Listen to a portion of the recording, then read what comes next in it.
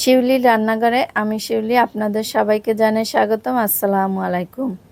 এখন প্রচণ্ড গরম, চারিদিকে খুবই গরম পড়েছে। এই গরমে কলিজা ঠান্ডা করার মতো এক গ্লাস লাবাং খেলে কেমন হয়, চলুন আজকে তৈরি করে দেখাবো আপনাদেরকে কিভাবে আপনারা খুবই সহজে বাসায় লাবাং তৈরি করে খেতে পারবেন।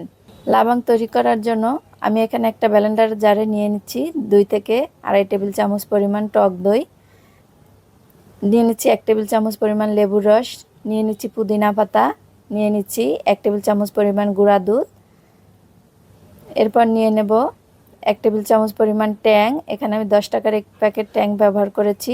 এবার দিয়ে দিচ্ছি স্বাদ মতো বা পরিমাণ মতো চিনি, কম বেশি বাড়িয়ে কমে দিতে পারেন। আমি এখানে 1.5 টেবিল চামচ পরিমাণ দিয়েছি। এবার নিয়ে নিচ্ছি ঠান্ডা পানি। এই যে দেখুন সব কিছু একসাথে করে মিশিয়ে নিয়ে এবার ব্লেন্ডার করে নিলেই তৈরি হয়ে যাবে কুলকুল ঠান্ডা ঠান্ডা লাবাং।